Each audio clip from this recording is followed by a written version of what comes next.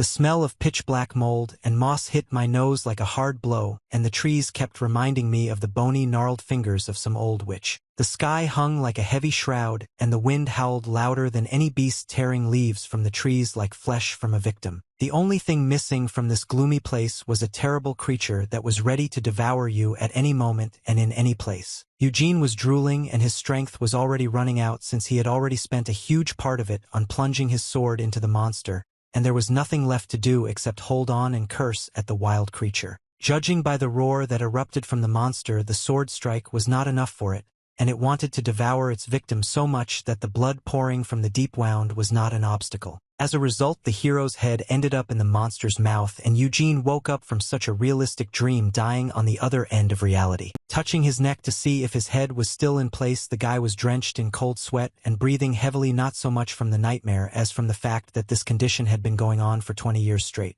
It all started from the moment when Eugene experienced pain, as if he was really dying, but in the end he simply woke up. The street was bustling with life while a man with a constant headache in every sense of the word sat at home and couldn't really go out. The only good thing about Eugene's dreams was that he recognized new monsters and was already somewhat trained in fighting them. Having completed a new entry in the diary, the fighter got up from the table with the thought that he could withstand any pain instead of finding himself in a very realistic dream again. The room looked as if no one had lived in it for a long time, and the guy moved around it with difficulty trying to collect his thoughts. But the only thing that came into Eugene's head was the desire to get a good night's sleep, because for so many years he had to endure death in his sleep, and the pain that followed had left him terribly tired. Falling asleep in reality, the fighter returned to the world of nightmares where he was killed, and he returned to himself in ordinary life, and so on, circle after circle. It was already difficult to count how many and in what variety of ways the hero died, and this was even more tiring because it seemed like he had already learned to fight, but it was useless. Normal people felt tired and wanted to sleep from some ordinary things, and Eugene could no longer remember the last time he slept like that normal person. With each awakening after a fake death, it became more and more difficult, and death in real life became much closer. Eugene spent 12 years doing everything possible to avoid dying when attacked by terrible creatures. But each time the hero met another monster, it was like the first time, and his veins trembled and his blood turned cold. The guy began to die less in his dreams thanks to the efforts he made, but he didn't feel any calmer. Eugene felt so bad that the line between sleep and reality was rapidly erased and became thinner. Sleep should have brought rest and recharge, but in Eugene's case it was a global problem. The doctors were powerless to help the patient and anxiously tried to say something like "find something you want to do," and then there would supposedly be no problems with sleep. It was difficult for Eugene to think about something elementary, let alone hobbies or even simple everyday things. The man found himself in an endless damned circle where his only desire was to get some sleep, and when he tries to do this he only gets more suffering. The guy just wanted to sleep like he once did, at least once more, and he didn't need more. After his words, or maybe even prayers, Eugene felt a surprisingly warm blood flow from his nose, which flowed in such a stream as never before in his dreams. The body became practically weightless, and the guy looked at his hand, which was also already covered in blood, but his legs did not obey because the brain did not trigger panic or any reaction at all. Weakness was stronger than any weapon, and all Eugene managed to say before he fell was "what the hell." There was already a decent-sized pool of blood on the floor into which the guy fell like a dead weight, and that was his last movement. The cold gaze froze in one spot, and the last thoughts about what was happening flew out of the mouth with the last breath. It would seem that there should be either nothing or pain, but Eugene felt what he asked for, and this was lightness in the body, and even the headache stopped and fresh air filled the lungs, and it was the feeling of that very cherished desire to get enough sleep.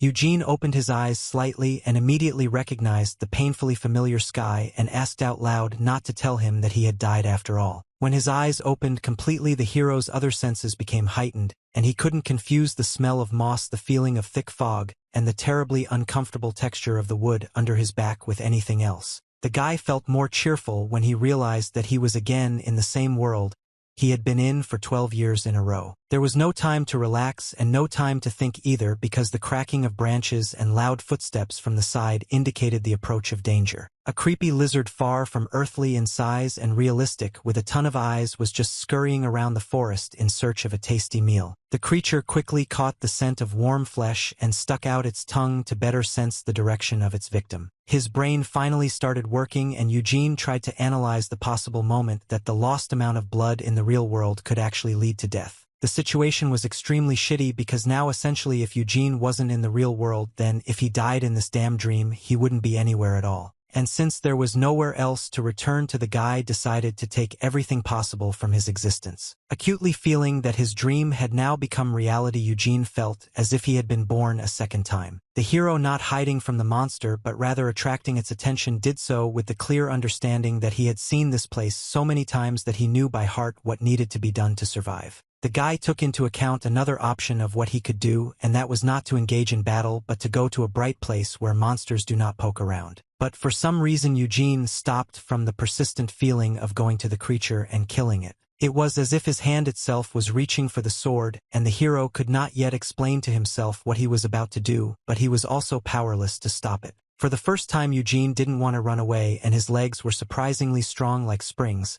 And when the lizard noticed its prey, the adrenaline only added spice to the fighter's intentions. The first thing the hero thought about was that he was overflowing with energy from the fact that he had finally slept, but the thought that his body was much younger also did not give him peace. The huge monster, like an armored train, rushed towards the tasty meat at high speed, while Eugene already knew what he wanted to do with the monster. Again, the mouth was full of sharp teeth and saliva, but the hero's sensations from the encounter with the monster were completely different. In strong hands, the sword rose as confidently as never before, and at the same time the body remained light. The only thing the new shell screamed to its owner was that it wanted to fight so that blood would splatter. The ringing sound of metal mingled with the roar of the beast and the cutting of heavy flesh and bones. Eugene's desire to survive was as strong as the lizard's desire to feast on his flesh. The monster no longer moved but simply dragged itself along the ground like a dead weight, by inertia raising dust behind it. Not only was Eugene able to gut the creature along its entire body,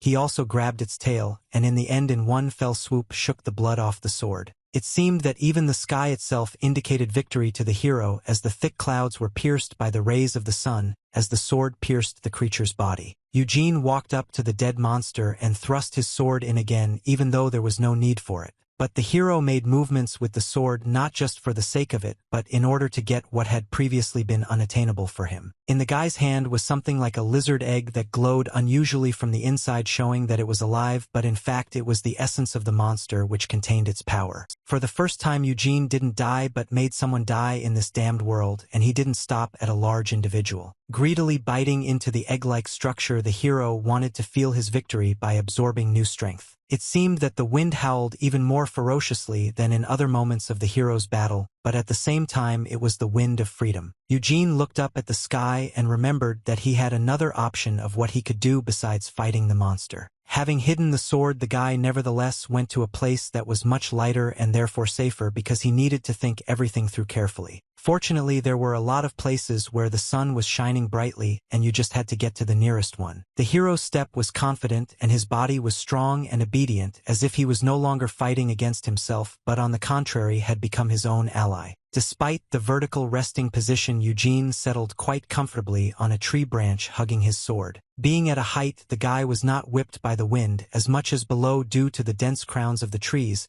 but the noise of the leaves did not irritate him either. With his eyes closed, Eugene felt much more in the world of monsters than when he was here, like in a dream. A soft smile froze on the fighter's face from the fact that even standing in a tree, he could still sleep much better than in a bed in the real world. Thus the guy experienced another night of perfect sleep, thanks to which his body was filled with energy for new achievements. The sky was not always sunny even in places, but on the contrary it could become much thicker due to the clouds, and the wind also increased. Eugene noted the number of days that had passed since he entered the fantasy world, and a month had already passed. The most important task for the hero was to go from pitch darkness to light and control his desire to fight, since it did not always mean going on a hunt. Although he was a fairly strong fighter, Eugene still continued to act on the principle that risking one's life for fun was madness, if not downright insanity. Watching from the side as the creatures devoured their own kind to satisfy their hunger, the hero did not understand why his desire to fight was so strong. And when he saw how greedily the creature was gnawing at the flesh of another monster, Eugene realized that he would only go hunting when he needed food, and that was the moment when he was hungry. Attacking from behind, the guy easily cut off the head of a creature that looked very much like a huge bat. The hunter didn't just kill creatures but looked for that very essence in order to replenish his strength and gain new ones. To some extent Eugene already missed the usual tasty food, but when there is no fish, even crayfish is fish, especially with such a filling. Eating not particularly tasty food gave the hero at least the opportunity to gain the strength of a monster, which meant increasing his combat skills for fighting others. The fighter also noted that by consuming essences he found it easier to adapt to his new habitat, making his life much easier. In addition, the guy discovered in the things that were on the new body something that could mean a lot about the previous owner. Eugene often looked at the previous owner's badge, which indicated his status as a third-class mercenary, which also meant that he could read local inscriptions. The image on the token depicted 3 deep scratches similar to those that the local creatures left on Eugene's body in every dream. What amazed the hero even more was the possible presence of people in this world, since monsters would definitely not have created something like this. For now, the guy looked away from the important artifact because he noticed the light towards which he always needed to head. In such moments of the glowing forest, the fighter felt more alive than ever before in his life. Since Eugene had the body of a fairly strong mercenary, he noticed something dangerous among the dense thickets of the forest, but not an animal. The hero's discovery was mortally dangerous, but at the same time it also pointed to his recent suspicions about the presence of people in a fantasy world. Never before had the boy been so happy about a trap that sparkled brighter than drops of water in the sun. Eugene was shocked and happy at the same time, so all that was left was to check the place where the chain led. The hero ran as fast as he could towards the possible place of residence of a person like him. The sun was no longer just shining but was blinding his eyes, as if telling the fighter that he was in the right direction. Eugene froze in the middle of the clearing when he saw a wooden house and couldn't believe his luck, having essentially fallen into a trap. Fortunately, a month of living in the trees did not affect the hunter's civilization, but his surprise was endless. The hero knocked and entered, asking if anyone was there and apologizing in advance if he had disturbed anyone. The first thing that caught the fighter's eye was a book on the table, which aroused the keen interest of someone who wanted to get to know this world better. Thanks to his ability to read fantastic hieroglyphs, the boy recognized that in front of him was the chronicles of the demonic world. So greedily Eugene dug his hands only into the essence that he took from the dead bodies of creatures, and now it was a book. The hunter's eyes grew wider and wider in surprise at the place in which he now lived, as if it were reality. The book described in some detail the history of the world and the terms used to explain various facts. The guy's eyes lit up with a desire to study the manuscript because for him it was like a guide to the world in which he was clearly stuck for a long time, and plus it had a high chance of survival.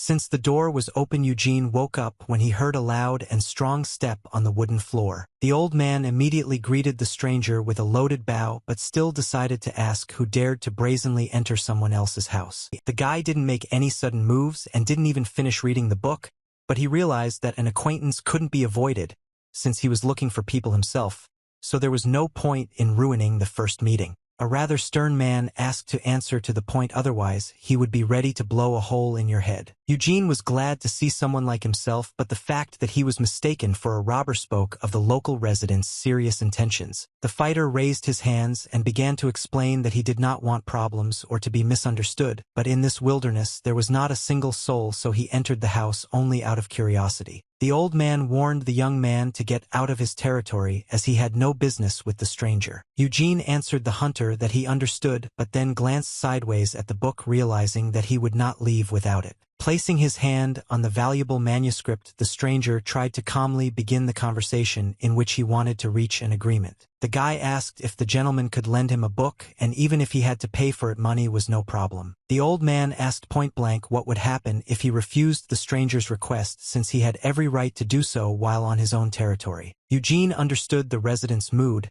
but he also needed the manuscript to increase his survival rate. The hand lay on the sword, and the metal rang loudly in the complete silence, but the bowstring and arrow creaked against it. The fighter also decided not to give up and told the old man that in that case he would really have to become a robber. Both hunters kept their eyes on each other in order to intercept the attack, and the situation became increasingly tense. Considering how gray the local old man already was, he had clearly seen more than the young guy, so not a single muscle on his face moved when the stranger drew his sword. Eugene in turn did not know how strong the old man was, but he did not intend to lose so quickly. The next moment the old man exhaled heavily, making it clear with such a sign that he was definitely not going to fight. The old man admitted that the robber would definitely not ask to borrow the book, and immediately said that he was pleased to meet him and introduced himself as Hector. Eugene felt uneasy that the hunter had so easily let his guard down, but he also introduced himself as Kim Eugene. The old man heard the boy's name as Gamuji and said that it was a rather unusual name, so he asked to call him simply Gene. For the first time, the hero felt awkward because his name was clearly difficult to pronounce in these parts. Hector understood what Gene was talking about the book, but it was expensive and therefore he couldn't lend it to him, but the guy could read it if he stayed in the house for a while. The hunter said that in return he asked the young man to help with the housework, and Eugene happily agreed and thanked him for the opportunity. A thick fog was spreading around the house, but even so it was much more pleasant to be in this place than in the dense thickets of the forest or on a tree branch, especially when the inside of the house smelled of freshly cooked soup that was being cooked over a fire. It reminded the soldier so strongly of his home. In Gene's opinion, Hector was rather abrupt and rude,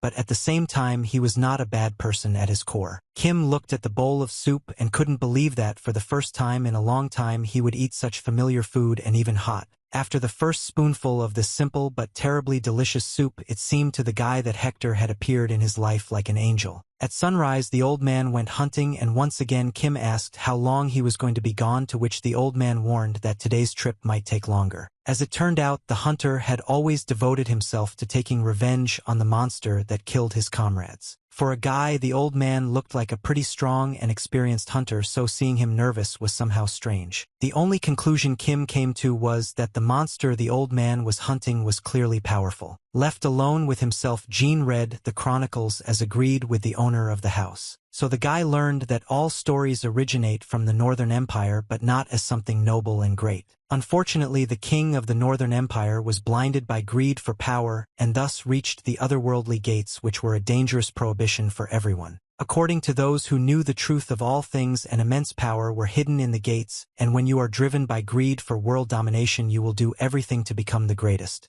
On the day the king opened the gates, disasters began that humanity is still struggling with to this day. Powerful monsters emerged from the otherworldly gates and in just 9 years turned the North into a demonic world. People were not ordinary creatures either, so humanity united many factions to create the Alliance of Order, which erected a barrier to stop the spread of evil. As the barrier was being erected, the book slammed shut as the newly arrived hunter needed to digest the information. The guy's expectations were confirmed, and the manuscript really turned out to be a treasure trove of useful information. Kim began to draw parallels with what he had heard, that the deeper you go into the demonic world, the stronger the creatures will be, and it really turned out that the further he went towards the light, the monsters became weaker. While Gene was raging with analysis in his head, the hunter quickly returned home, and not with the best news. Kim became so interested in finding out how deep he had already been in the demonic world that he didn't even pay attention to the approaching footsteps. Hector had no time to think because his life was at stake, and this time he was in big trouble. While a pack of werewolves led by the leader was chasing the old hunter, Gene kept thinking about how strong he was in this world. The old man ran with all his might, realizing that he was in deep trouble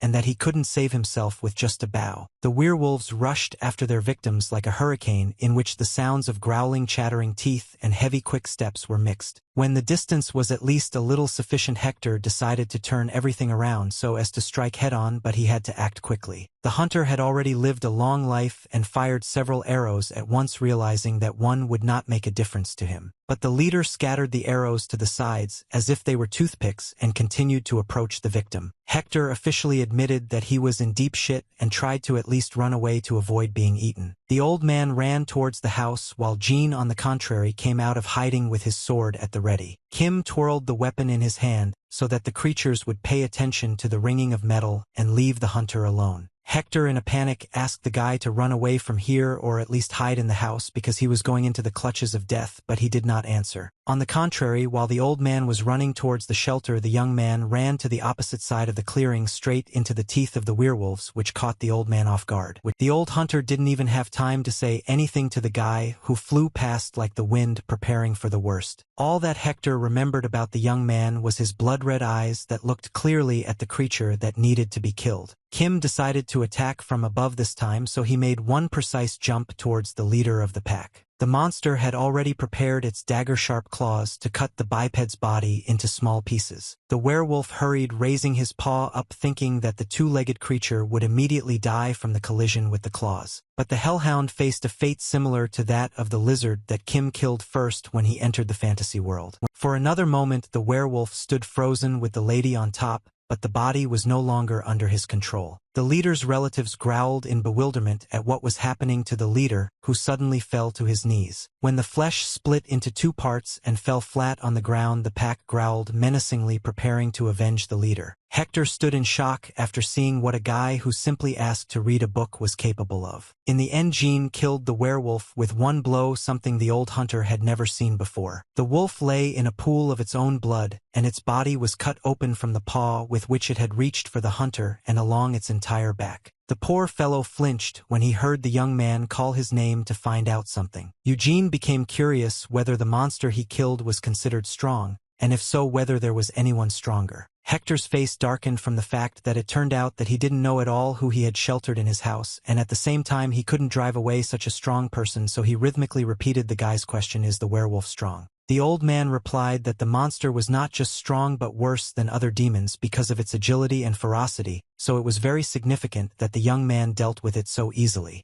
Jean was satisfied with how the hunter reacted to his battle with the demon, and the old man's answer was also exhaustive. Turning to the pack of equally hungry and bloodthirsty wolf-like creatures, Kim told Hector that he would be happy to hear the details after he dealt with the others. The monsters were still aggressive towards the two-legged creature, especially after the death of the leader, but no one attacked first, which means they were not stupid and thirsty only for blood. Eugene roughly estimated that there were about 40 monsters and realized that if he let his guard down for even a second he would be finished, even though the pack, unlike the leader, did not look so strong. The hunter realized that, in order to disperse the fighting spirit, it was necessary to kill the next most important monster. Finding a werewolf that looked different from the rest of the pack wasn't difficult, and the guy focused his gaze on him. A particularly large individual with a different color than the other monsters stood in front, which meant it was the next victim for the mercenary. Kim braced himself for the blow and showed with his entire aura that he had no intention of retreating or sparing anyone. Although the werewolf was standing in front of a human, his gaze was much worse than that of any wild animal, considering how much he had been through and experienced. For some unknown reason, the werewolf whined like a dog and lowered his gaze to the ground, and his eyes suddenly stopped shining with a blue flame. How the faces of the other monsters changed when they saw that the second most important leader simply turned around to leave and would not attack. The red-haired offspring rushed so fast that the rest of his relatives were almost blown away by the wind,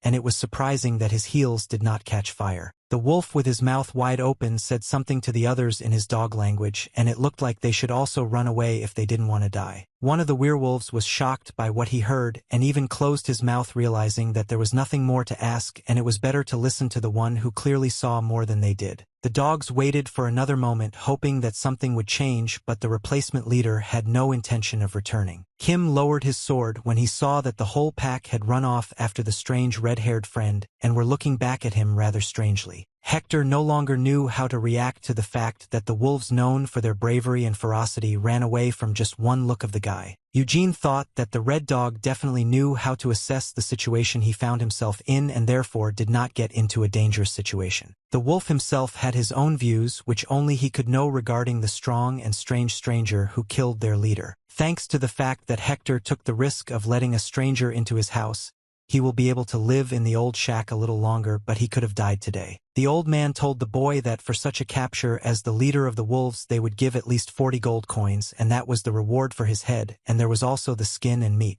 While the monster's skin lay on the table like a trophy, Kim asked if these 40 coins were a lot of money, and the hunter nodded in confirmation. The mercenary was shocked when he heard that for the money the old man spoke of, one could live comfortably and not work for about 6 or even 7 years. Eugene was also surprised by the price for such a weak monster, which he killed without any difficulty, although he had already encountered various creatures that were much stronger. The thought of rewards in the form of money prompted Eugene to think that the bigger and stronger the demon, the more he would receive, and this couldn't help but make him smile. The guy's spirits were so lifted by the fact that he would essentially just have to kill monsters and rake in the money for it that he was already determined to go and complete tasks, and for the first time it seemed like life had become better than the previous 12 years. Hector placed many different objects on the wolf skin which Kim had questions about. The young man started with the simplest question about what the hunter had brought, and he began to tell him about the things that would be useful to him on the road. The old man asked the young man to take everything he saw in front of him and go to the village of pioneers to the place marked on the map and then find Jacob.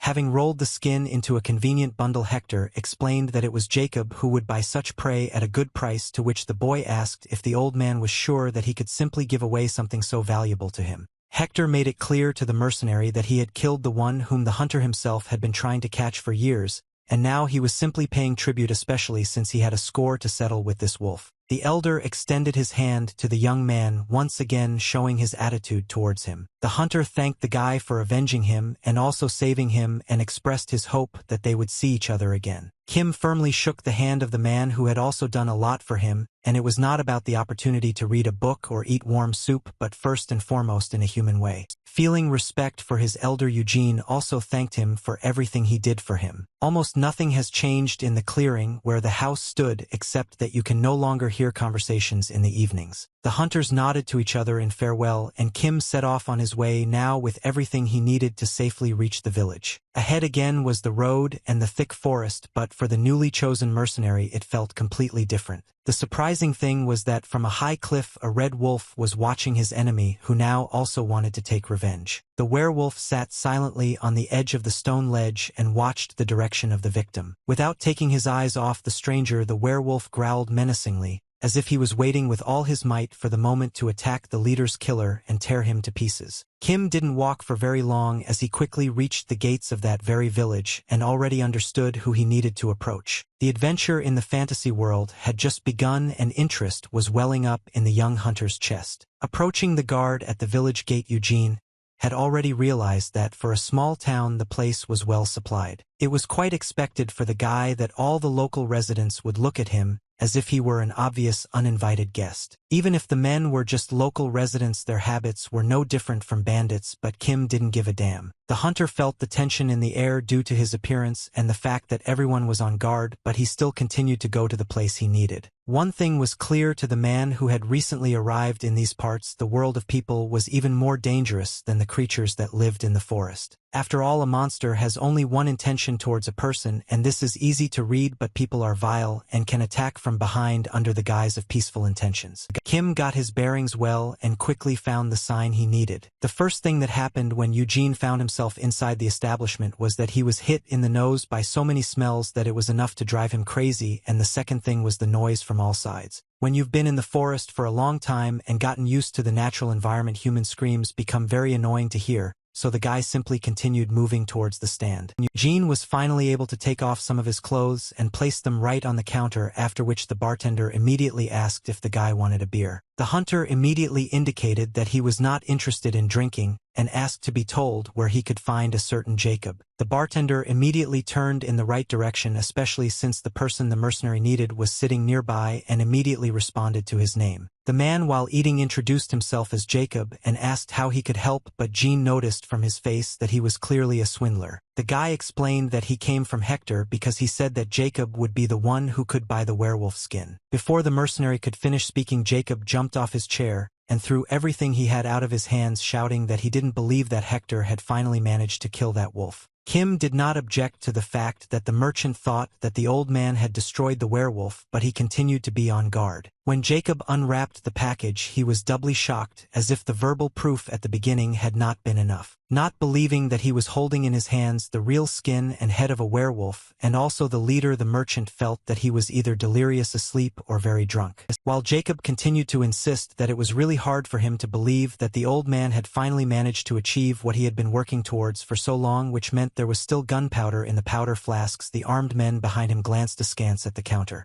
Suddenly flashing an evil smile, the merchant let out a quiet laugh and informed the guy that everything had happened as expected. Jacob seemed to say that he believed that Hector could handle it, but there was clearly another meaning behind his words. The subtext of what the bastard was saying turned out to be those same armed guys who appeared like mushrooms after the rain behind the young man's back. Since Kim was still among people, he started a conversation and asked what exactly Jacob was going to do. The scoundrel, having already tried on the skin of a werewolf, asked in response a rhetorical question, isn't his intention obvious, and then asked the guy to get lost for now in a good way to avoid death. Eugene mentally agreed with himself that faces really don't lie and that in front of him was a vile swindler, and then he exhaled heavily and informed him that Hector trusted the scoundrel. When the guy asked if Jacob had always done business this way, he started snapping and warned the brat to watch his language because he didn't understand anything about investments, and since Hector lived too far away, supplying him was unprofitable. Making a stupid face, the swindler said that he needed the skin to compensate for the accumulated losses. The hunter's eyes turned red, eager to kill, but that would be too unreasonable even though the rage scale was off the charts. The leather gloves creaked from how hard the guy clenched his fists, thinking that he definitely would not kill a person for his skin. The bastard suddenly splashed beer in Eugene's face, literally after he thought that he was a good guy and the bastard should be glad that his head was still intact. Jacob decided that disrespecting the stranger was not enough, so he decided to also verbally humiliate him, ordering him not to be smart and to get out as quickly as possible. There was such a storm raging inside Gene that he could have razed the entire village to the ground, but even after a glass of beer was spilled in his face, he held on.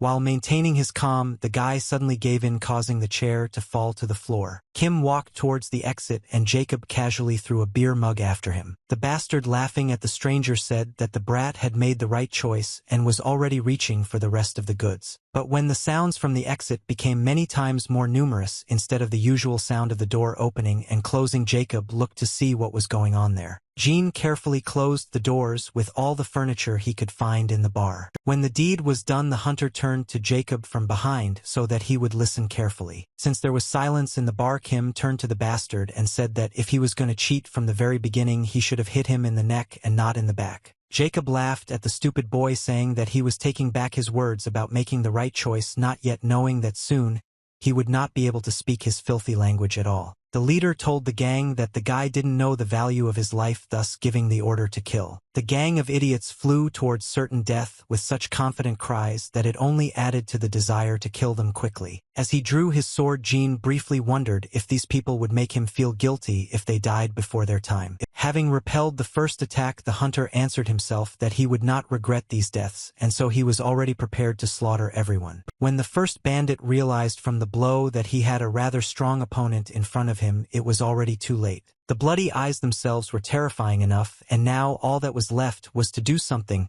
since this wasn't Kim's first time killing. The hunter became interested in how quickly he could deal with people if the last time he defeated a werewolf with one blow. The big guy with the axe was as strong as a bull, but because of this he was not particularly agile, which meant he had a poor sense of his own size. The blow of the axe was enough to kill on the first try, but Kim could inflict many of his own with such a single blow. The mercenary became curious about what would happen if he used the available means and grabbed the table with his hand. The wooden table flew towards the bandit so easily that he didn't even have time to dodge. The collision was inevitable, and that was exactly what Eugene needed to take action. Meanwhile, the scoundrel was distracted by the table, and in order to get out of it, the mercenary intercepted it and struck with a sword, which was quite convenient. Having learned to fight for his lifetime, and again Eugene now looked into the enemy's eyes with only one intention, and words were superfluous. The survivor among the monsters himself became a monster in the eyes of an ordinary person, so Jacob, sweating like the last beast, froze in place, not knowing what to do. While Kim was dealing with the gang of bandits, the merchant couldn't understand how he could have missed such a strong fighter in their area,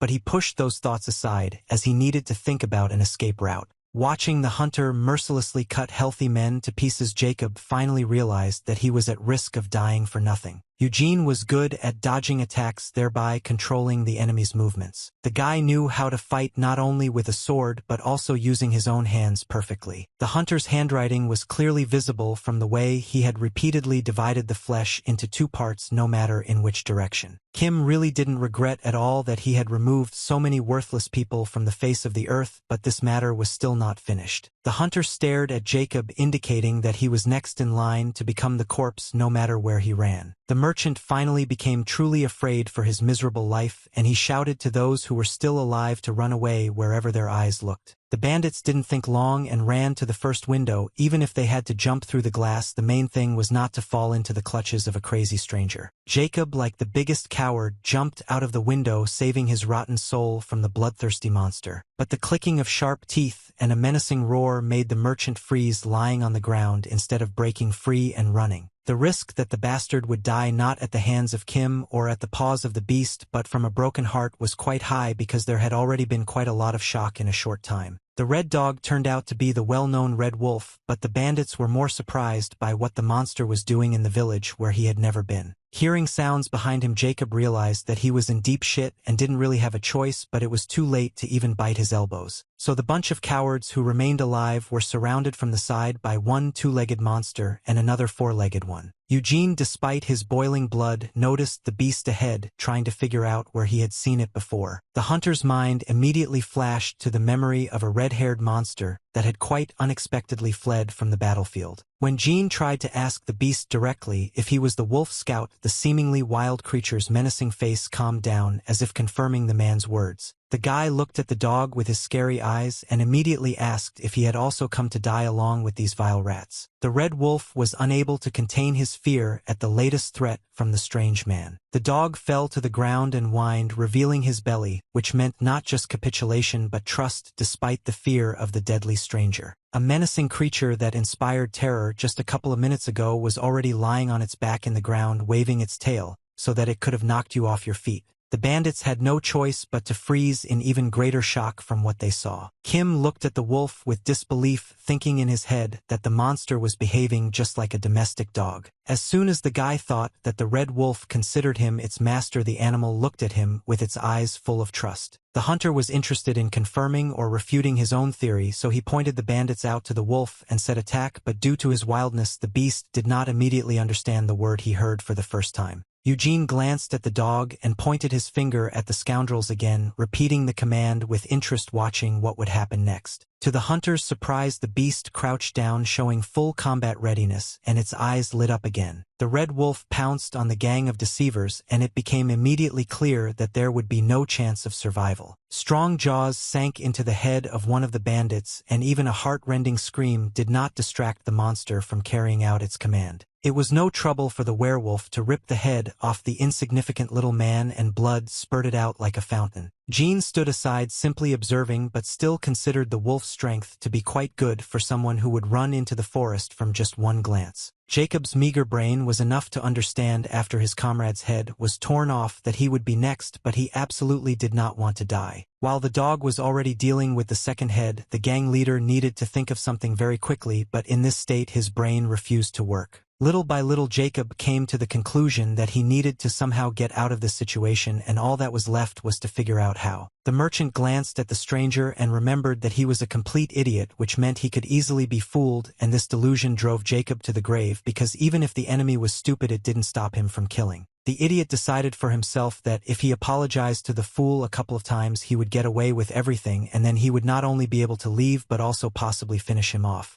Behind the petition, one might not even notice the vile face of the swindler, who was just waiting for someone to trustingly turn their back on him. Gene decided to show Jacob his intentions and thrust his sword into the ground, so that the blade slid across the coward's scalp. Blood began to flow from the merchant's forehead in a stream, and one wrong move by the victim himself could mean goodbye to his life, so he decided to be very careful. Kim also lowered his head, although Jacob called out questioningly master and not brat in order to understand what to expect from the madman. The guy calmly glanced at the bastard without taking his sword in order to properly examine the reaction in the eyes of the cornered deer. When the hunter smiled, he really did look crazy, and at that moment he was wondering if the swindler really thought of him as a weakling. Eugene's memories instantly returned to reality, where his boss had also once asked him to turn a blind eye to the situation with the delayed salary. How employee Kim tried to report to his superiors that his salary had not arrived on time, but in response he heard only excuses. The guy was pretty soft-hearted at the time, so he simply accepted the situation and was understanding of the company's position. But right after Gene caved in, his salary still hadn't arrived even after a couple of months, and he worked for nothing considering his health condition. Eugene again tried to talk to his boss about the fact that he hadn't received his salary this month either, while that jerk was carefree playing golf in his office. The manager not only allowed himself to look at the employee as a piece of shit, but also to call him an ungrateful bastard. The impudent jerk decided that he could even yell at his employee for acting so selfishly and not supporting the company in difficult times. Kim returned to the new reality and thought that surviving from month to month was a terrible feeling, but now he would neither endure nor remain silent. Even though the guy turned his back on Jacob in order to play along with him a little, he still learned one important lesson. The merchant was much more stupid looking at the enemy's back and thinking that it was the fool who exposed his back. The swindler had already imagined how he would kill the stranger and get rich by selling the werewolf's skin, so a hysterical smile spread across his face. Jacob naively grabbed the knife, wanting to put his plan into practice, although he could have acted like a coward and run away, which would have been more effective. The idiot not only screamed die but also rushed at the one who literally a minute ago almost cut his head in half. The hunter understood perfectly well that the idiot couldn't have come up with anything better, so he turned around to finally finish what he had started. To begin with, Eugene intercepted the hand with the dagger, informing Jacob that bastards like him should be punished accordingly for deceiving conscientious people. When the deer was trapped, all that was left was to plunge the sword in, although there was a chance to survive and escape, but now there was no point in struggling. The fraudster's entire body convulsed in one big spasm upon realizing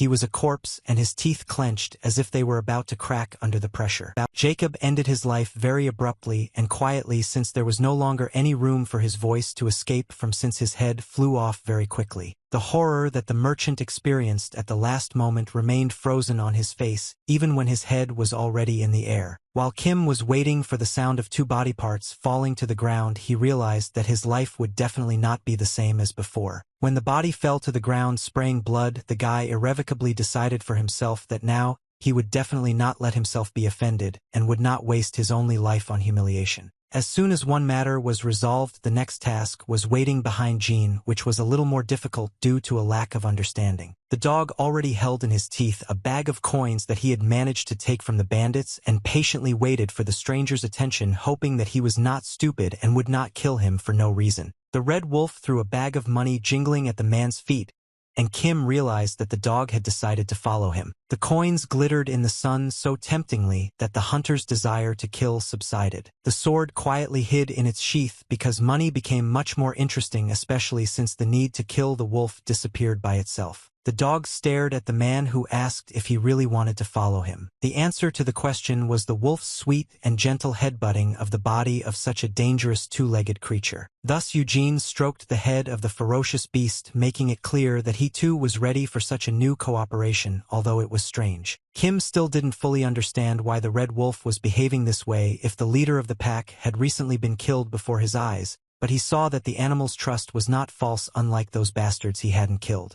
The guy even tried to voice something like praise to the animal, and the cunning red beetle even opened one eye. Gene squeezed his new partner's cheek, suggesting that they live together and help each other, and considering that the wolf sat obediently with his eyes closed, he agreed with the man's words. The team of friends stayed overnight in the village, since the road to the next city was not short, and it was worth gathering strength, especially since there was nowhere to rush. Kim made himself comfortable on the bed, and the wolf curled up on the floor, and as soon as he heard in the morning that the man had already woken up, he looked at him out of the corner of his eye. The guy took a deep breath and exhaled, still not believing that he could finally get enough sleep, feeling a normal deep sleep, which was not there in the real world, but in a place teeming with monsters he didn't care. The guys did some sweet stretches together, and this invigorating morning made Eugene feel like he had wings on his back. The world of fantastic creatures had given the hunter a good beating, but he hadn't forgotten how to take care of himself and keep his things in order. Although sometimes Kim got much more tired from routine work than from killing another creature. While washing his clothes from someone else's blood, the mercenary reflected on the fact that for the first time he had killed not just one person but several at once.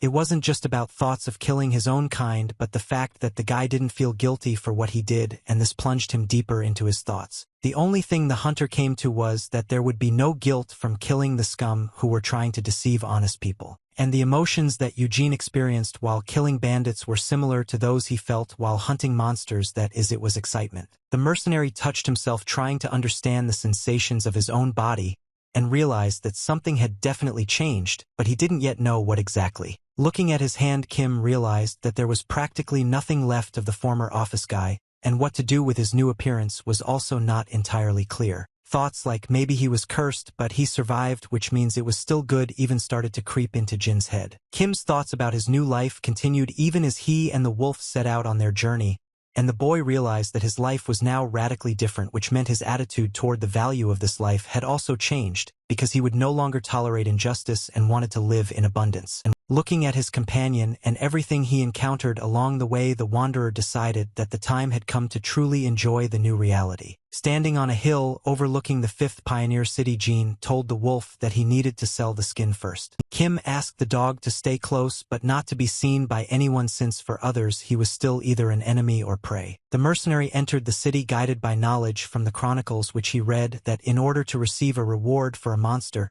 he needed to visit the Alliance of Order. Looking back towards the city gates, Kim wondered if it was too rude to call a rather strong and beautiful animal a dog. The potential alliance building looked much more beautiful than the one sitting on a chair by the window and yawning like a wild animal. Eugene unceremoniously approached the yawning man and asked if he had come to the right address, to which the worker asked what exactly the traveler was interested in. The guy dropped a heavy load in front of the worker and he almost fell out of his chair in surprise. Kim, although he looked like a savage as he threw the skin on the table, explained that he would like to receive a reward for the monster. The worker began to unravel the trap, skeptically calling it simply a dog skin and warning that this place was clearly not for pranks. The employee's face changed instantly when he tried to believe his own eyes, whether he had imagined what he saw or not. Due to the skin being pulled tightly into a bundle, the werewolf's head seemed to jump out of the pile of fur, as if alive, causing such a fright in the unfortunate man that he even screamed. The man looked at the stranger with fear, wanting to know if it was the werewolf killer standing in front of him now. Kim calmly stated that he had indeed killed the animal not long ago, and this was evident from the quality of the fur, which looked as if it were alive. The hunter was led to the center and asked to wait in a spacious hall, while the skin's authenticity was checked. Another worker in similar attire entered the room and apologized to the guest for the wait, explaining that due to the large amount of money they had to check the goods first. The man placed a bag of coins on the table which jingled pleasantly and said that the goods were genuine, which meant that a generous reward was due for them. When Eugene touched the bag, he remembered Hector's words, who said that this amount would be enough to live comfortably for 6 or even 7 years. The hunter didn't fully believe the old man's words, but now that he was able to touch a whole bag of coins, he felt ants running across his skin. The mercenary experienced a new sensation in the form of a tremor that was different from what he felt during the hunt, and the money that appeared in his life on time, and in the amount that was talked about, was a sign that he was on the right path. The worker apologized for disturbing the guest, but asked if he could spare a little more time, and Kim looked at him questioningly. The man asked if the mercenary would be interested in taking on one task, since he had a rather good request. Jean again remembered Hector's words about monster hunters being paid to destroy them, and the guy smiled and said that he was listening carefully. Clearly feeling uncomfortable with what was happening, the worker explained to the hunter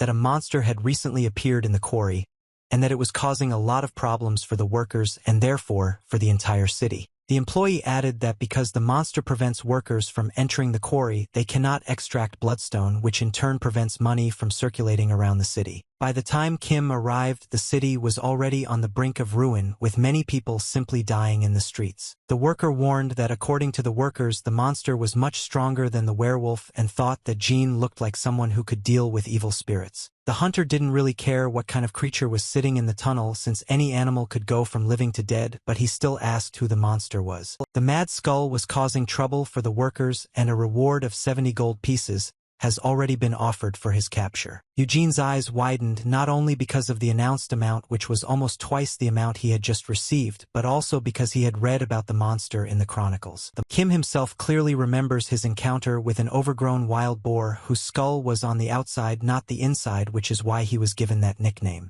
Considering the number of dents on its skull, the monster was quite a tough nut to crack. The boar's aggressiveness and endurance were much greater than those of the werewolf, meaning it was already a worthy opponent. Jean understood that people had a hard time with such a scourge because during his first encounter with the Mad Skull it took him a month to kill the creature, and he died almost every day, which means about 28 times. The worker did not insist and did not decide for the mercenary since he understood that the task was mortally dangerous, so he simply asked if the hunter could take on such a task. Kim paused to think about the offer since he already had money on hand, but the thought of a double sum and the desire to test himself against a more worthy opponent pushed the hunter to agree. The quarry was impressive in size for one that was built without the technology that Kim remembered from real life. The mercenary noticed how the skull's appearance affected the work of the quarry, which became quiet as a wasteland. The mine already had a gloomy appearance, and the knowledge that there was a ferocious creature in it created a completely eerie atmosphere, so the hunter did not want to linger here. Eugene was walking past one of the entrances when suddenly a man called out to him, asking him to wait a minute. The guy was getting ready to take out his sword, but a disarmed mercenary came out to him, politely asking Kim to wait his turn since he and his team were the first to arrive and were preparing for battle. Jean was shocked by such a request and asked out loud since when there was a queue for monster hunting, since such a thing was not mentioned during the conversation with the Alliance worker. The team leader also felt awkward about the situation, but he couldn't do anything about the way things turned out. The red-haired guy very actively offered the stranger to join his team and hunt together, but this made Kim, who was used to fighting alone, even more wary. A decision had to be made, and Eugene began to analyze that if the mercenary team went first they would win, and it would only take his time, but he didn't have to go with them. The hunter was increasingly inclined to refuse the offer to work together, since then the spoils would have to be divided between everyone, but given the ferocity of the Mad Skull, working together would be more convenient. Another trigger that became a big minus in the choice to join was how they behaved last time with Eugene, who also seemed like ordinary merchants but in fact turned out to be scammers. The guy realized that he wasn't ready to trust the people here so easily again, so he asked directly why the captain needed to take another person if he already had plenty of his own people. The boss admitted that he was ashamed of this, but he would prioritize safety over efficiency so one more person wouldn't hurt him. The mercenary looked at Jean and without joking said that it would help everyone if the guy joined them, and then asked that the hunter was strong. Eugene was hooked by the question and he felt there was some kind of catch, but he still asked how the local knew that he was strong. The captain pointed to the side and clarified that the red wolf would definitely not be following a weakling, and at that moment someone was petting the dog. The dog happily licked the face of a very beautiful girl who explained that wolves are very independent, which is why even the Alliance of Order couldn't tame them, and then one of the strongest went and became a human, which meant a lot. Jean froze in shock, not knowing what to do next, but in his thoughts, he was already scolding the dog for telling him to hide. It was clear from the wolf's face that he couldn't refuse the tasty piece of meat, and Kim also understood that this had captivated the animal, since he himself had never tried the local meat dish. Sobakevich knew that he would most likely get it from the two-legged one, but he couldn't help himself because the food was terribly delicious, and he noticed this from its reaction. A juicy piece of meat on the bone fell to the ground, although the wolf could have eaten it whole even with the bone without choking. And the next moment the animal pushed its prey to the man it barely knew so that he would not also die of hunger, and this gesture was a shock to everyone. The meat almost shone for Kim. He wanted to try it so much, but he felt angry that the dog treated him so disrespectfully, as if someone would eat it. And food beckoned to man, and his pride began to subside and be suppressed under the influence of satisfying his basic needs. Along with the sweat on his face, saliva began to flow from his mouth at such a speed that Jean did not have time to swallow it.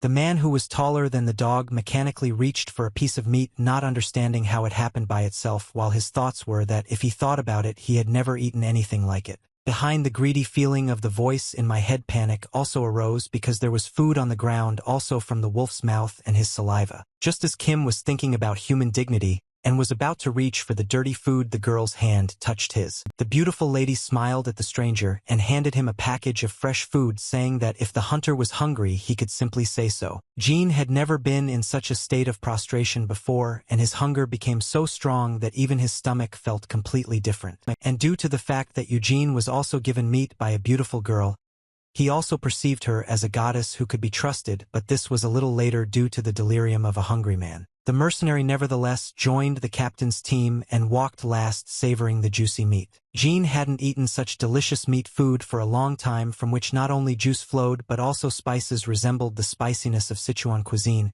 and it was all so far from the raw meat of monsters that he survived on. The so-called goddess turned to Kim again and sweetly informed him that they hadn't even introduced themselves to each other. The red-haired man introduced himself as Jonathan, captain of the Black Marlin mercenary group, and the girl called herself Claire. Kim started saying his full name out of habit and remembered that it was difficult for the locals, so he introduced himself as Jean, and the captain expressed his joy that the guy went with them and asked that if they had any questions, don't hesitate to ask for the answers. Another strange smile on Jonathan's face was not visible to Jean, but this did not mean that he completely trusted strangers. Finding themselves in a huge spacious square, the captain announced that they had arrived at the right place and that there would be a battle with the Mad Skull. Jonathan asked the trap team to prepare their nets and the spear team to take up their positions. The captain turned to Claire and said that it was time for them to start too, so as not to delay the matter. Kim stood as if spellbound, looking at something he didn't expect to see: the magic that the girl was about to use. Even though Jim was in a fantasy world, he was so focused on the creatures alone that he didn't even think about magic, which is also the norm here. The hunter saw with his own eyes what he had only read about in the chronicles, and now the girl is demonstrating with her own hands what the brain refuses to believe.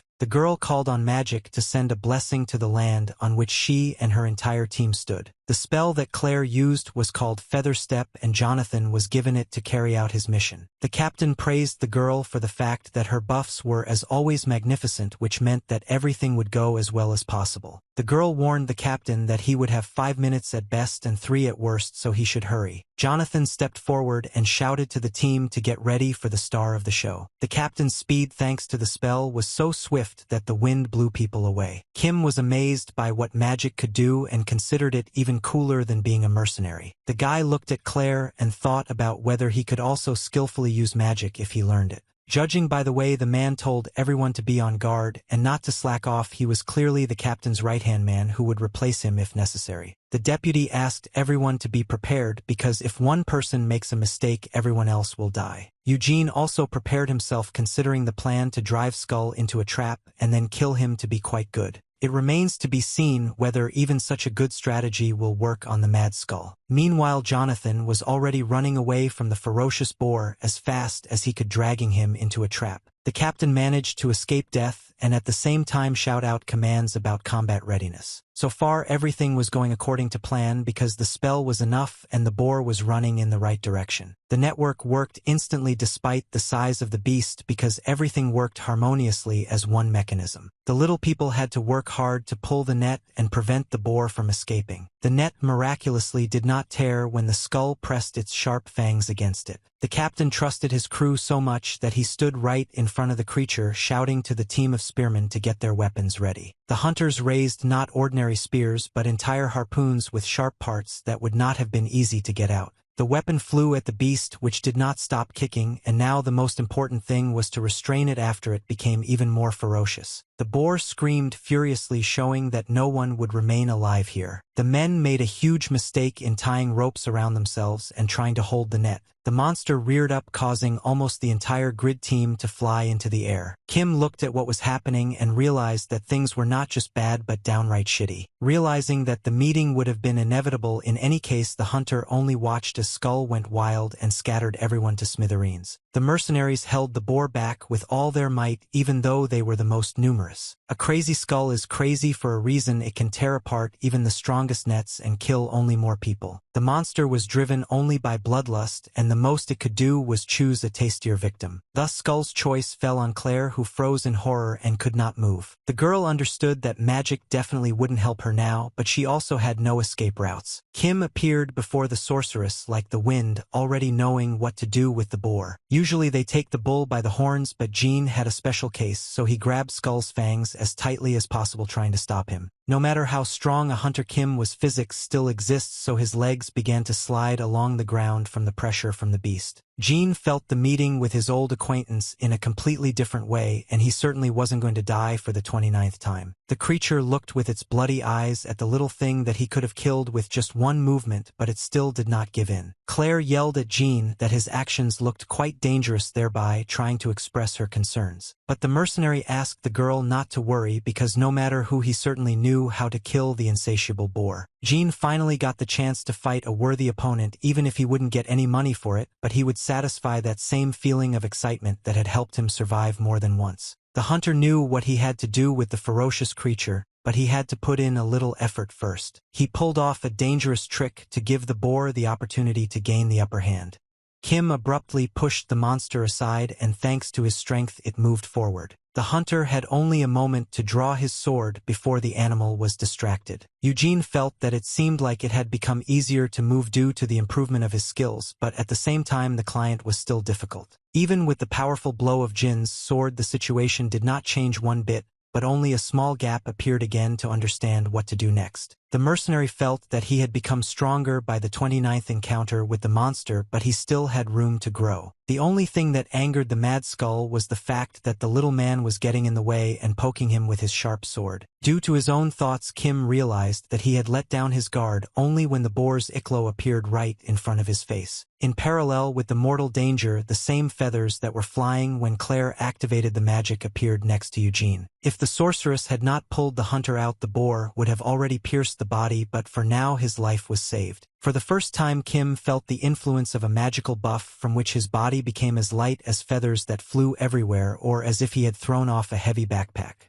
Jin's confidence in victory was strengthened by the fact that Claire volunteered to help, and now all that was left was to carry out the planned plan. The team ran towards the hunter, and the captain shouted that everyone was ready to help the guy win, but he shouted for everyone to go back and not come closer. Jonathan did not understand the mercenary's reaction because fighting alone was the same as going to certain death, but it was worth remembering that the Red Wolf was following this man, which meant he knew what he was doing. Using his magical enhancement, Kim shouted to everyone that it would be easier for him to be alone for now, and slipped right under the boar's nose to attract his attention. Eugene lured Skull back into the tunnel, knowing full well that to hunt this creature you only need to know two important things. The animal rushed with terrible force towards the small man, and he ran away, realizing that no matter what the monster was called, it was first and foremost just a pig. The skull started hitting the walls of the tunnel, and this was the first part of Kim's plan because pigs are really fast if they run in a straight line, but turns are their weak point. Therefore, the mine with its numerous turns played into the hunter's hands in order to stop the boar first. The skull ran so fast that due to its enormous mass it broke through one of the walls that was in its path, and together with the boulders flew further by inertia. Unaware of its size, the monster could not really stand on its feet, and its hooves became terribly slippery on the stone. The boar sprawled on the ground, and boulders immediately fell on him, which even if they didn't kill him would certainly stop him for a while. Eugene only got more into the swing of things thanks to the buff's power, as now the tired boar would have even more trouble keeping up, meaning he could begin the second part of the plan.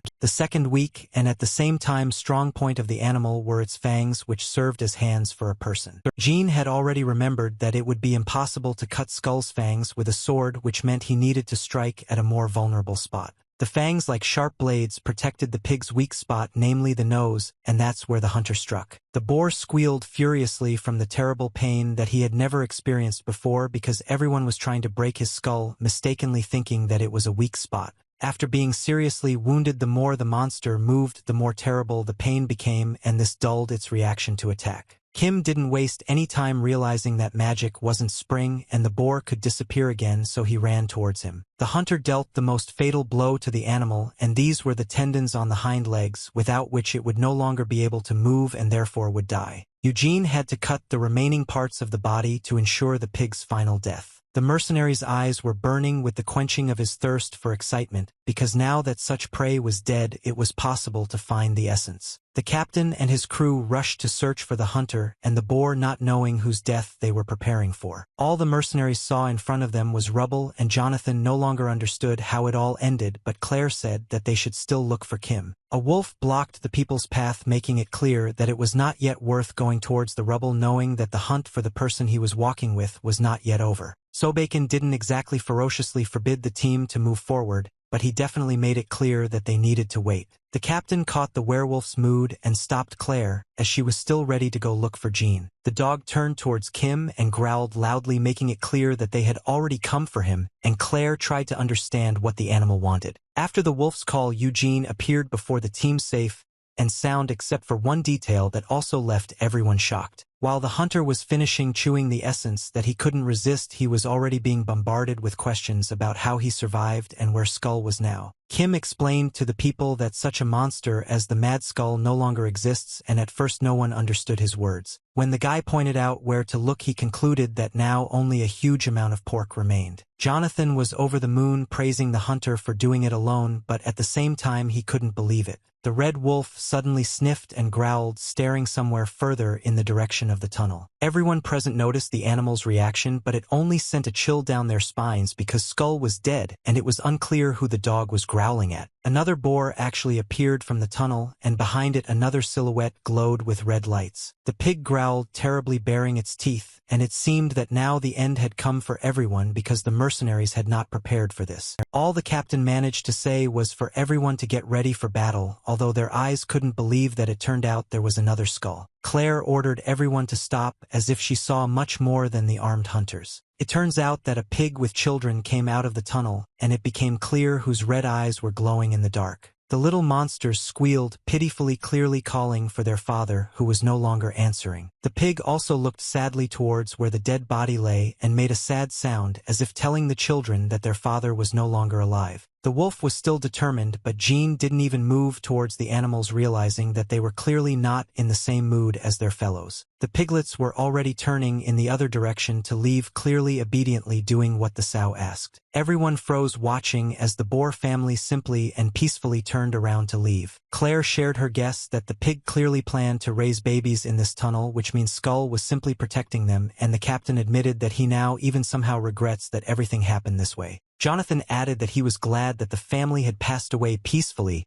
because he certainly wouldn't have wanted to kill them, while Kim silently watched the animals. In the evening, in the fifth city of pioneers, a big catch was being celebrated cheerfully in one of the taverns. Joyful shouts and whistles could be heard from the establishment in celebration of the big catch. Jonathan praised everyone on his team and was glad that no one was seriously injured, and he was even happier that everything worked out for them. The captain made the most important statement, stating that their efforts were not in vain. The hunters whistled and shouted in anticipation because they really had something to celebrate. Jonathan dumped a pile of bags full of sweetly jingling coins on the table, and Claire immediately asked if 70 gold coins were too much. The leader laughed loudly, saying that he had made a noise, thanks to which there were many more bags. Jonathan explained to the guys that he demanded more because in the tunnel there was not only the mad skull but also a pig with piglets, which meant the work was much more dangerous and therefore the reward should be greater. With a broad smile, the captain announced the reward of 110 gold coins, and the crew went crazy over such numbers. Kim immediately asked the boss that they didn't fight with the mother, but the alliance still gave the money. Jonathan made a sly face and said that he had embellished a little about how many pigs had been killed. The team was even more jubilant at how their captain was able to pull it all off. Jean didn't argue but just thought to himself that he had finally met some truly interesting people. The captain suddenly put his hand on the hunter's shoulder, asking the team for attention,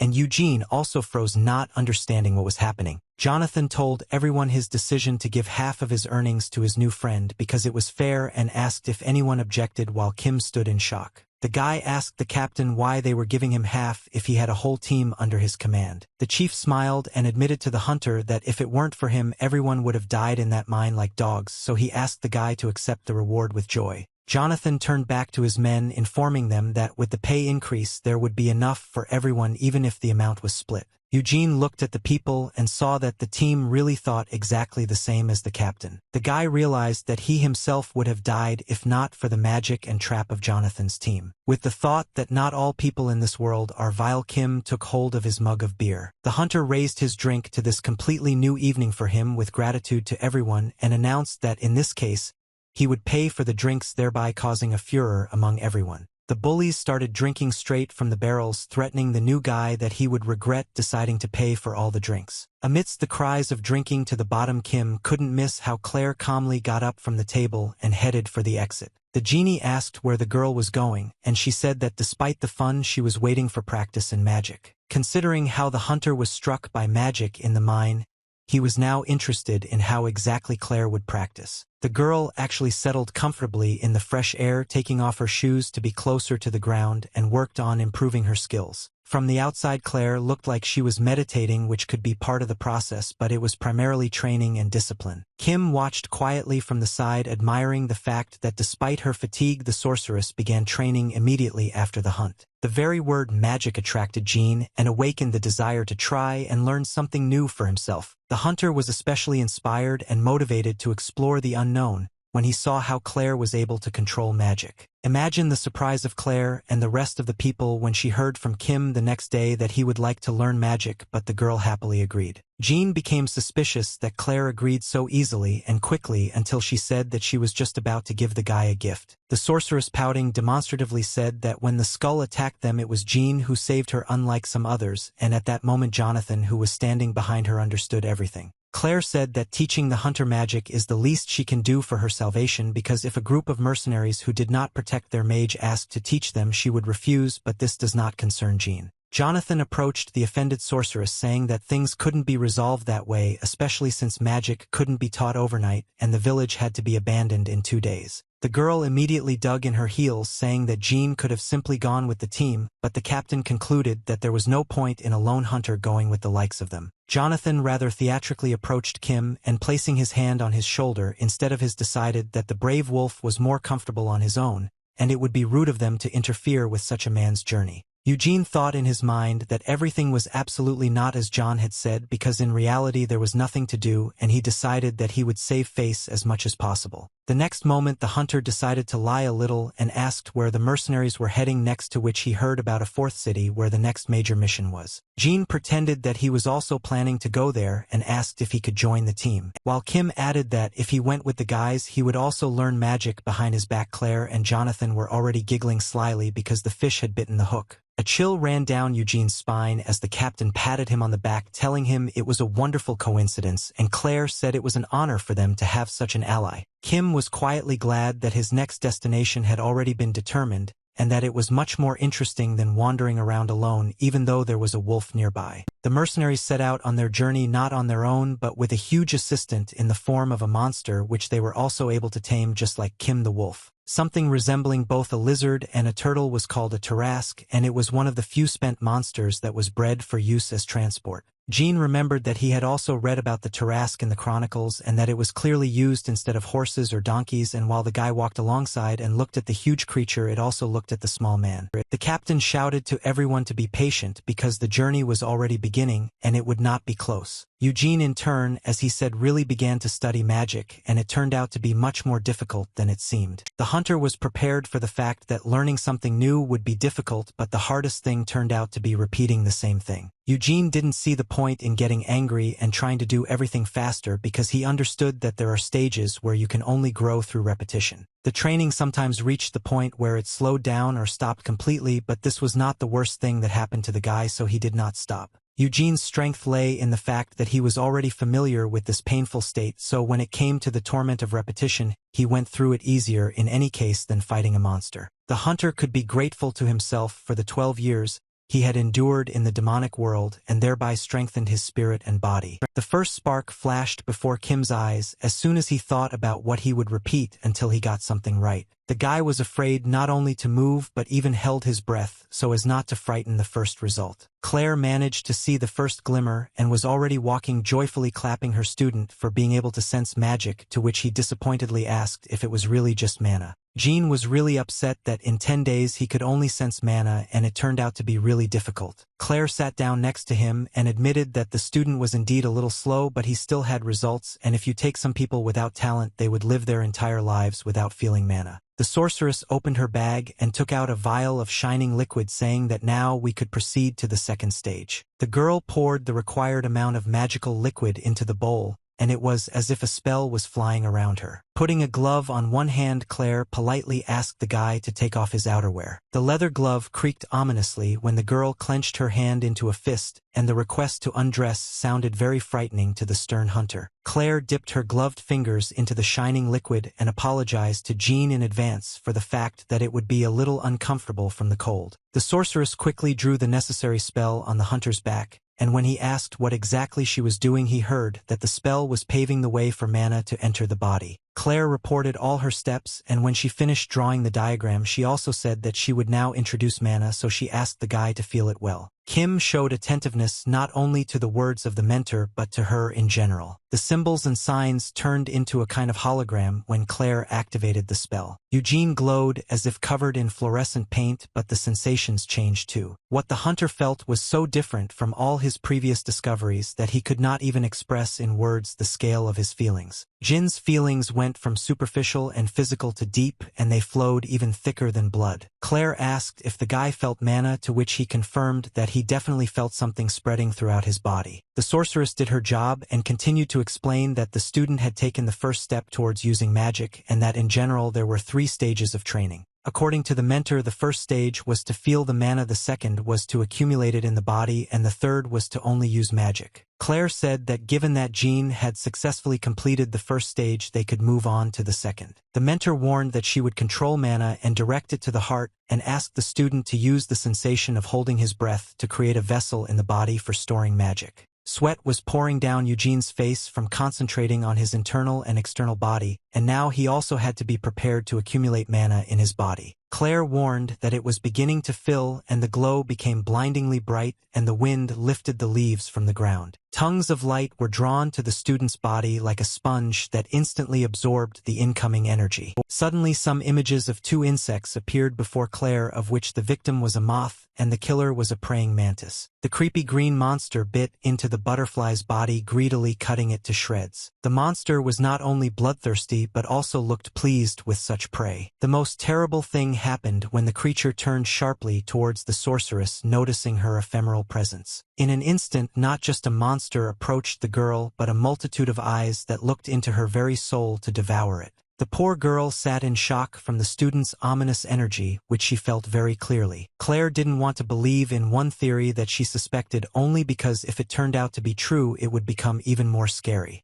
When she felt the power flowing from her back straight into the hunter's back, she realized that things were bad. The sorceress tried to do something to push away somehow, but at that moment almost a black hole was pulling her power into Kim's body. Claire felt terrified as she realized that her mana was being absorbed, and at this rate it would be drained dry. The girl didn't notice how the red wolf's appendage wrapped around her to pull her out. The dog arrived just in time, as Claire's strength was really tightening up quickly. The sorceress woke up only when the wolf put her on the ground behind him to increase the distance. The dog stared sullenly at the girl as if asking if she was okay. Since Claire was close to nature, she still understood to some extent that the wolf sensed that she was in danger and rushed to help. When the sorceress fell to the ground without strength, Jean also ran up and asked how she was feeling. The girl didn't know what to answer, so the guy asked again if she was okay, and it was clear that he definitely didn't mean anything bad. Claire, although silent, caught for herself that the horror she saw was the student's mental world. The mental world of a person was considered to be when the strength and nature of a person take form and appear as a whole world, which in this case was a terrible creature thirsty to eat living things. Each person has their own world because it depends on the life they have lived, and what was inside Kim only caused fear and many questions. While Eugene looked at Claire, she still saw in him that monster with many eyes and refused to believe that something like that lived inside this man. The girl was finally able to get up and ask the guy to answer her honestly one question. The question was so spot on that it would have been impossible to avoid it, as Claire asked if Jean had eaten the core. Kim first asked again whether the sorceress really wanted to know about the inner core, since he called it something else. When the girl clarified that she meant something like a crystal inside the monster's body, Kim understood,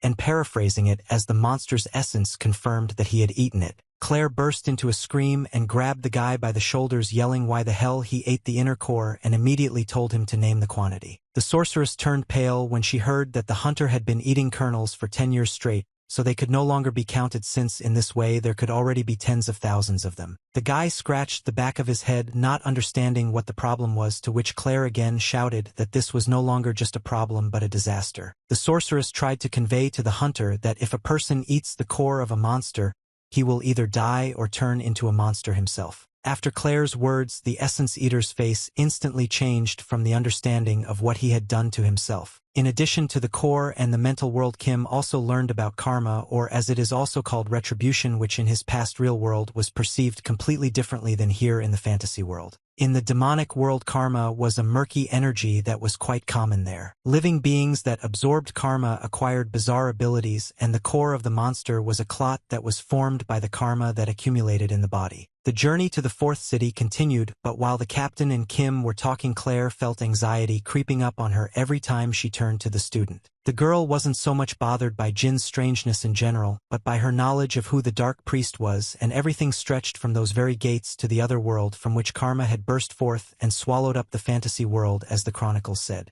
With the opening of the gates, not only monsters appeared but also people who followed the monsters, who absorbed karma and began to call them angels. The followers devoured the monsters' cores and even sacrificed other people to appease the monsters. Knowing this information about the Death Eaters, Claire remembered what Jean had said about his survival over the past 10 years. And when the girl's memory also flashed back to the vision of a monster with many eyes that she saw inside the guy, she naturally thought that he could be a dark priest. There is always time to panic, so Claire tried to control herself and think rationally, and the first thing she thought was that if the hunter were a priest, he would not have openly said that he ate the cores and would not have shown his mental world. While the sorceress walked on thinking that everything had now become even more terrible, Kim had already managed to kill another creature. As if yesterday there had been no serious conversation about death or turning into a monster, Eugene calmly threw another candy into his mouth. And Claire continued to rack her brains, wondering if even if the hunter didn't know about the danger of the cannonballs, then why bother picking up and eating those creepy things on the table? The sorceress could do nothing but confirm for herself the strangeness of the man walking next to her, and Kim in turn once saw other monsters eating kernels and simply began to repeat after them. Judging by the way the guy was chewing something with relish, even though there was neither bread nor bone in his hand, Claire said again and very insistently that it would be better to stop eating the kernels right now, because until now it was just luck that death had not occurred, and Jean felt awkward. Eugene walked and thought that according to the girl, death or transformation should have occurred, but in front of her was living proof of the opposite, which meant that the information could be wrong. At the same time, the hunter thought that the theory might be true, since he for his part felt nothing after killing people, and the desire to kill periodically returns. Kim decided to leave this food for thought for now, as many factors converge and diverge at the same time. The guy went forward, coldly answering the girl that he would try to force her to shout again that this was not a buffet but that it needed to stop immediately, period. Claire pulled out a trump card from her sleeve by explaining to the student that if he continued to eat the kernels he would risk not only his life but also that he would not be able to use magic, and it worked. Kim turned around and asked the sorceress if he really couldn't become a magician, to which she sighed heavily, thinking, well, could magic really be more important than life? The girl said that in the student's current state it would be difficult to master the manifestation of mana, but there was no need to worry too much. Claire also added that at least Jean should still be able to use mana arts. Eugene stared at the teacher, not understanding what she meant, and asked her to explain. So through conversation and discussion, the team reached the 4th city of Pioneers. There were quite a few other mercenaries in the main square of the city who were clearly waiting for something. Jean immediately noted that they weren't alone here, but Claire explained that it wasn't much. The sorceress told the student that although the scale was truly impressive, the order was being carried out under the supervision of the Holy Knight, who had just arrived at the square. The sullen, fair-haired guy was the same Holy Knight named Raymond. When everyone was delighted or shocked by the appearance of the law enforcement officer, Kim could not share such a violent reaction with everyone. All the hunter acknowledged when the knight passed by was that he had a powerful aura that could not be compared with other mercenaries, and at first glance one could tell that Raymond was an unusual person. Jean asked if the square was always so crowded, if the Holy Knight was in charge, to which Claire explained the order that came from Wolf the Golden Bug. The eyes of the lover of the rich inner world of monsters lit up at the name of the beetle, and the sorceress asked him not to tell her that the guy didn't know about the beetle. Judging by Kim's face, he really didn't know anything about Wolf, and Claire even said out loud somewhat sadly that all he really knew was how to hunt. This time the captain explained that Wolf, or the Gold Beetle, is the greatest merchant and magnate with a huge fortune, and is considered one of the richest people in the world. Not only did Kim just find out today about a rich bigwig like Wolf, but it also turned out that he recently died suddenly. What interested Jean most was the word suddenly, and when he asked Jonathan if Wolf had been killed, he said that it was just a rumor, but no one knew anything for sure yet. The next logical question from the savage from the forest was why so many mercenaries had gathered if Wolf had died. John said that Wolf had 2 sons left, and since they were the heirs to all of Dad's property, someone needed to transport the gold beyond the barrier, which was the order. Now Jean realized that there was nothing surprising in such a crowd of people who would like to transport Wolf's entire fortune. The next group the knight called was Jonathan's Black Marlin crew. The captain pushed Kim forward, saying that this was such a crucial moment and that he couldn't do it without the guy. John introduced Jean to the Holy Knights as the team's main force and the one who defeated Skull and tamed the werewolf. Among the other mercenaries, conversations immediately began, especially about the fact that everyone was seeing this man for the first time and he didn't at all look like the one who could have killed Skull. Kim was already completely confused and quietly asked the captain what the hell was going on, and why he was a skull crusher, to which John asked him to be patient for a little while and everything would be fine. Raymond looked carefully at both the blockheads, but understanding that reputation wouldn't lie, he made a decision. The Black Marlin mercenary group was given a reward of 100 gold coins and ordered to set out tomorrow at first light. John, happy as a child, said something like "let's go," while Gina was surprised that they paid gold for transporting luggage. The captain explained to the guy that this is how business works, where half is paid for labor and half for reputation. Jonathan finally explained that Kim's reputation as a skull crusher had earned the team a great deal, but the guy didn't understand what it meant to be called him now. The captain remembered that he was dealing with a stronger but more savage man, and explained that Gene now had a nickname that the people had given him, which meant that the hunters smashed the skulls of monsters. The first thing Eugene thought was that the person who came up with such nicknames had no imagination at all. While the captain was delighted with his future reward, Kim was pleased that he had become famous without having done much to achieve it. The knights watched the newcomer as he thought that his fame would now help him in learning the art of mana. The evening was spent in the mercenary camp, but not over a glass of beer, but with a much more interesting pastime. More precisely, those who were not in the ring spent the evening with beer, but the fighters were the most active. In the fight, it was best to see who was good at what, who would definitely go transport the Beetle's fortune tomorrow, and who would be left knocked out.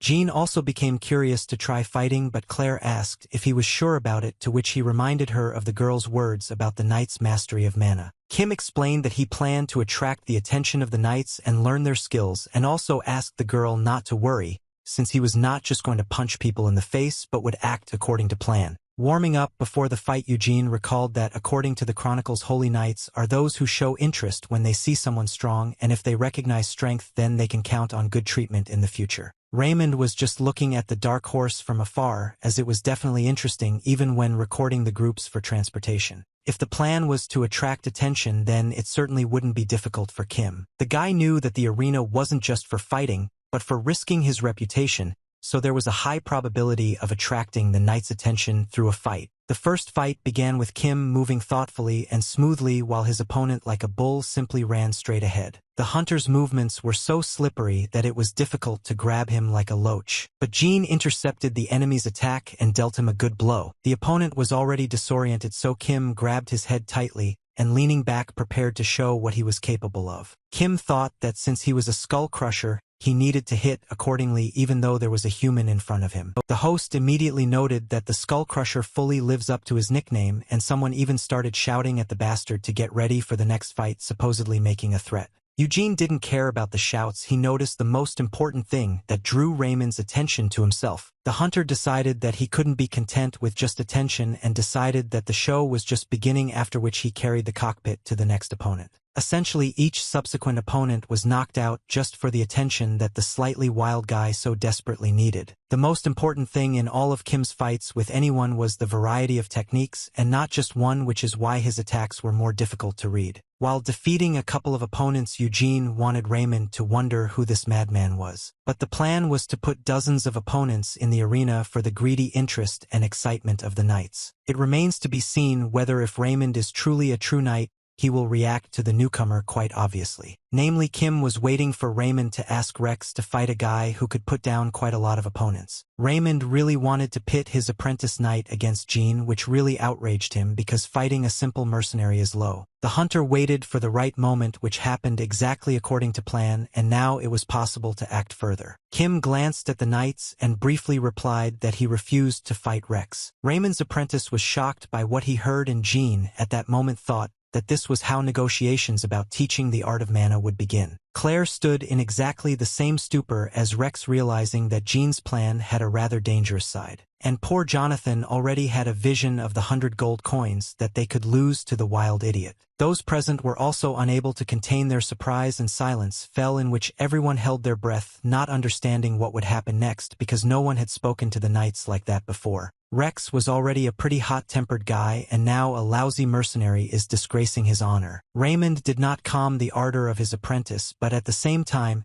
he did not say anything to his opponent, who acted rather harshly. The first thing Raymond asked Kim was whether he had refused the fight earlier, because this was the only reason that first came to mind. Eugene smiled sweetly and demonstratively raised his hands, saying that he was safe and sound. After Raymond confirmed that the fighter was okay, he asked why the mercenary was refusing the duel. Kim explained his position clearly by saying that he is a mercenary who craves money, fame, and power, and since someone like him must fight the apprentice of the holiest knight, it certainly won't happen just like that. Jean did not delay his proposal, so he voiced his desire to make a bet. Raymond wasn't stupid and clarified that in order to conclude a deal there had to be some value on both sides, and it was still unclear what the hunter wanted to offer on his side. Eugene leaned towards his bag, saying that he was not an important bird to raise someone's reputation, but he had an indecently large amount of money, and that was exactly what he could offer. To prove this, Kim took out one of the bags of money and clearly showed that he was not lying. The crowd went crazy, shouting that the hunter was a real psychopath if he offered a bet to a knight for whom honor is above all else. Rex became even more enthusiastic after hearing people's reactions, realizing that his reputation was already tarnished. The apprentice was about to throw himself at the usual face, forgetting that he would make things worse for himself if he gave in to his emotions, but Raymond was there as always, and he stopped his friend, telling his rival that they didn't need his money. Instead of money, the Holy Knight demanded a release from liability for any damage caused during the battle. Kim liked the knight's demand since he wouldn't even have to pay compensation, which meant he could give his opponent a thorough beating, and the hunter said he'd communicated his desire after the fight. Rex walked into the arena and looked at Eugene like he was a mangy dog who didn't even deserve a beating. The opponents' gazes met, and if Rex looked like a fighter determined to win or something like that, then Eugene looked at his opponent like an animal at prey. People started shouting that they had bet their entire fortune on the Skull Crusher, but for the hunter himself this meant nothing because he would fight exclusively for his own purposes. Before the fight, Claire asked the guy to give her a sign if it suddenly became mortally dangerous, to which he again asked not to worry. Jean turned to Rex and with a smile informed himself and everyone else that he would win. Rex in turn asked the saint how far he could go and received permission to give it his all. Raymond warned his apprentice that this man would definitely not be an easy opponent. Rex obediently reported that he understood everything and immediately activated mana to destroy the dog. The people screamed even louder when they saw the art of mana, and now they were rooting for the knight even more. The knight using mana developed such speed that Kim did not even immediately react to the enemy's movement. All of Jean's previous opponents were weaklings compared to the way Rex moved. The knight attacked with precision and power, but Eugene was still able to dodge the blows. The hunter caught the moment that he needed to be even more careful with the apprentice, because if he missed it even a second he could die. Even in mortal danger, the mercenary still looked at Rex and his technicians with curiosity. The next moment Kim realized that a direct blow would be unavoidable and realized that the least he could do was at least block it. Jean crossed his arms in front of himself to withstand the blow of not only the fist but also the mana that was an extension of the knight. The hunter was thrown aside by the shock wave for now, but overall he was okay. When Eugene managed to get back on his feet, he heard Rex ask about the mercenary's name. The apprentice was ready to beat him again, but before that he decided to humiliate the hunter in revenge, telling him that although he had become famous in the demonic world, he remained the same wild beast, and added that now the bastard would regret that he had despised the saint. Claire and Jonathan couldn't believe that this evening would be the end for Kim, and the crowd only exaggerated the fact that the Crusher was a loser. The sorceress no longer knew how to react to the way Jean was behaving because she was both worried and angry at the same time. Raymond continued to silently watch the fight without interfering with either word or action. Rex threw Kim from one side of the arena to the other, and he didn't really resist the attacks. It was as if Eugene, on the contrary, wanted to feel as many blows from his opponent as possible, as if that was the idea. Raymond felt a strange feeling from the mercenary's behavior as he acted rather contradictorily. The saint watched as the fighter who had knocked out his previous opponents one after another now turned himself into a punching bag. For now, the knight could only suspect that the fighter's passivity was some kind of plan. At some point, Rex got tired of running around the arena and screaming, put all his strength into the next blow. A fist of mana flew towards Kim containing a clot of powerful energy, and this should have, if not killed then, certainly crippled the opponent. Jean parried the attack like a shuttlecock with a racket, and silence fell among the people again. The The attack flew to the upper floor, and it immediately became a topic of discussion that the mercenary parried the mana's blow with his bare hands. Even Jonathan, who had seen a lot in his life, did not believe that it was possible to fight off the Holy Knight's mana with bare hands. The captain, almost losing his jaw, only now realized who he was dealing with, although he had already understood that he had not let an ordinary person into the team. Kim wiped the blood from his face and announced that he had finished assessing the apprentice's combat power, and that now he could test his strength. Jean hit the poor guy with the first blow so hard that he didn't even have time to react and cover himself. Rex coughed and couldn't really breathe from how strongly and suddenly he felt the savage's attack on himself. Raymond felt uneasy after seeing Rex's face after the simple blow. The saint was only able to reach the thought that frightened him the most, and that was that the hunter did not wait for the right moment to attack. Kim's face shone with pleasure and enjoyment from the battle process, which could only happen to crazy people. Eugene looked closely at the shocked Rex, who could not get up, and concluded that the blow was quite strong, but the guy was holding on, and asked if it was thanks to the mana that the fight was going easier for the young man. The guy sat on the floor, unable to get up, and looked into the eyes of a ferocious beast thirsting for blood. Kim asked the question directly, wondering how many more blows the saint's body could withstand. Raymond came down to the arena in time and covered Rex with his cloak, asking his opponent to stop, and announced his victory. The saint didn't like how it all ended, but he wasn't going to risk his assistant's life, so he told Jean that his condition would be fulfilled. The hunter was upset that he had just gotten into the swing of things and was let down like that, but he didn't actually respond. Jean was still pleased with himself because the plan worked out even better than he thought. People were shouting about how handsome the Skull Crusher was, and that they believed in him even though in reality they were complete liars. Meanwhile, in the mansion of the Golden Beetle, wolf business was being carried out in pitch darkness. In a spacious room without any lighting sat Wolf's sons Derek and Cedric, greedily eating food and washing it all down with alcohol. Cedric, with his mouth full like a pig, indignantly asked his brother if they really had to wait 10 days to get behind the wall, and he answered in the same spirit that it was all the fault of the bastards from the Alliance of Order, who had already been given a lot of money and were unable to cope with a simple task. Derek supported his brother's dissatisfaction, saying that those bastards always work so carelessly because there is a lot of talk and no result. When Cedric asked if they should hold out until they could move on, his brother replied that they had no other choice. The appetite of the two people was brutal due to the fact that the brothers' backs resembled the cores of monsters. The situation with the brothers' bodies was critical and alarming, but for now it was only them who were worried. After all, Kim hadn't yet seen a living example of the transformation that Claire had warned about, and maybe after such a sight he would stop eating all sorts of junk.